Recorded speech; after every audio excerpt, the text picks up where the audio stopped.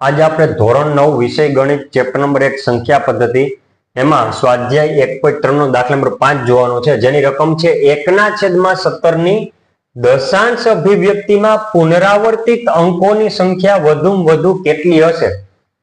એટલે આપણે 1/17 એટલે દશાંશ અભિવ્યક્તિ કીધું એટલે આપણે ખ્યાલ છે દશાંશ અભિવ્યક્તિ જો આપણે મેળવી હોય તો આપણે ભાગાકાર કરવો પડે, આપણે ભાગાકાર કરવો પડે એટલે આપણે 1/17 કરશું અને 1/17 કરવાથી एक जवाब आगे लई जाता एक समय एवो आवशे के फरी पाछो ए ज स्टेज पर आपणे पहोंची जाशुं। 1/17 शरू करशुं तो क्यांक शेष आपणने 1 मळशे એટલે ફરી પાછો 1/17 થશે। તો ન્યાથી ફરી પાછો આપણે આગળ દાખલો ન લઈ જતા આપણે એટલો ખ્યાલ પડી જાય કે હવે આગળ જતા પણ સેમ વસ્તુ જ રિપીટ થવાની છે। એ આપણને પૂછેલું છે કે પુનરાવર્તિત અંકોની સંખ્યા વધુમાં વધુ કેટલી હશે, એ સંખ્યા આપણે મેળવવાની છે। તમારે જો ભાગાકાર કરીને ચકાસો, જો કે આપણે ખ્યાલ જ પડી ગયો હતો કે દશાંશ અભિવ્યક્તિ પૂછી એટલે આપણે ભાગાકાર કરવો પડશે, તો આપણે 1/17 કરવાનો છે।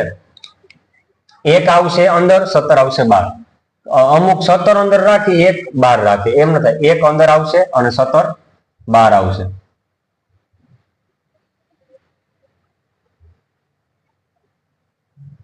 एक भाग्या 17 शुरुआत में शू थे 17 एकू 17 भाग नहीं ले अँ 0 ने अँ 0 पॉइंट बराबर। फरी पाछू 17 एकू 17 वरी पाछो भाग मोटो थई जाय एटले वरी पाछो अहीं शुं मूकशुं 0 तो अहीं शुं मूकवुं पड़े 0। हवे 17 नो पाड़ो बोलवानो अने 100 थी अंदर आपणे आंकड़ो आवવો જોઈએ तो के 17 एकू 17 17 2 34 17 3 51 17 4 68 17 5 85 17 5 85 एम पाड़ो बोलवानो। 100 मांथी 85 जाए तो 15। क्लियर? आ रीते पाड़ो बोलतुं जवानुं। जो भाग वधी जाए तो एना करता नीचेना हारे भाग चलावी लेवानो। हवे भाग ना ले 17 एकू 17 थी जाए अहींया शुं आवशे 0।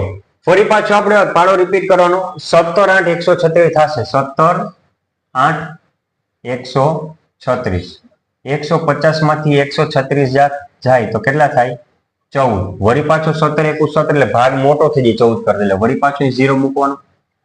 ફરી 17 8 136 17 8 136 140 માંથી 136 જાય તો વધે 4 ભાગ ના લે 0।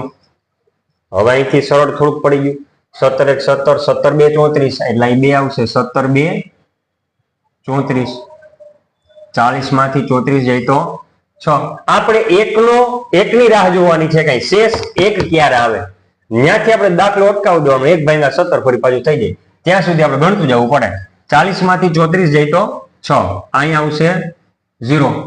17 4 59 થઈ જાય ને 17 4 59 એટલે 17 13 51 17 13 51। હવે 60 માંથી 51 જાય તો 9 फरी पाछो 0 17 5 85 17 5 85 90 मांथी 85 जाए तो 5 अहीं 0 17 13 51 थी जाए એટલે 17 2 34 થશે પાછા 17 2 34 50 मांथी 34 जाए तो કેટલા આવશે 16 આવે ને બરોબર। હવે 17 એકુ 17 16 થી મોટા થઈ ગયા અહીં શું આપણે મૂકશું 0 એટલે 160 થી નીચેનો ભાગ છે ને એ રીતના આપણે પાડો બોલવો પડે। 17 9 153 17 9 153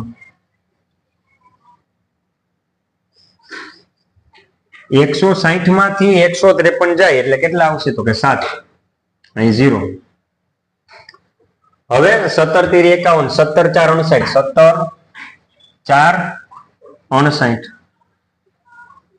70 मांथी 59 जाए तो 2 अहींया 0।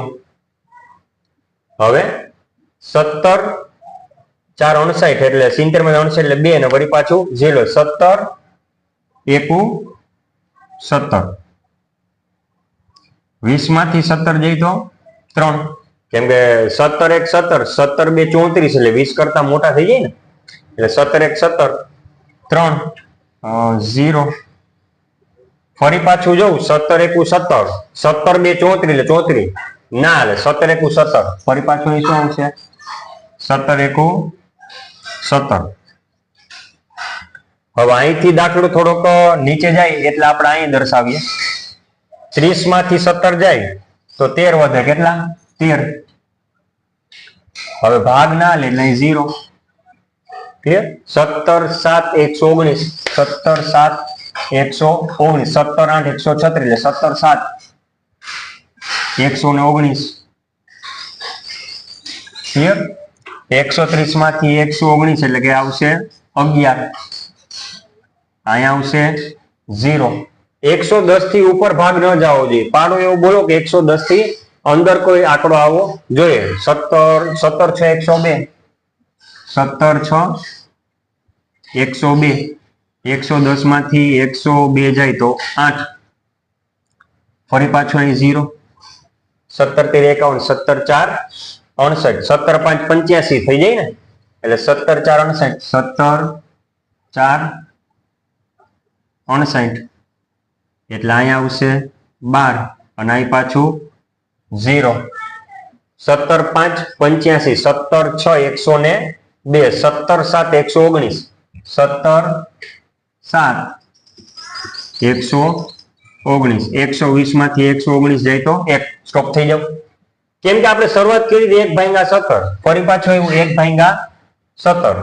હવે જો હું આનાથી આગળ દાખલો ગણું તો ફરી પાછું આ જ છે ને રિપીટ થશે. શું?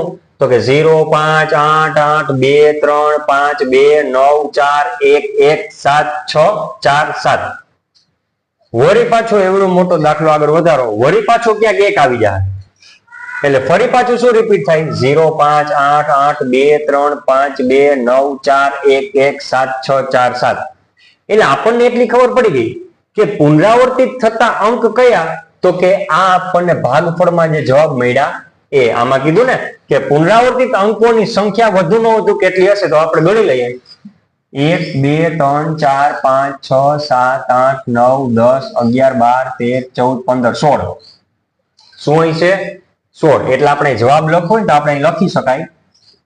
આ તો દાખલો છે. દશાંશ અભિવ્યક્તિમાં પુનરાવર્તિત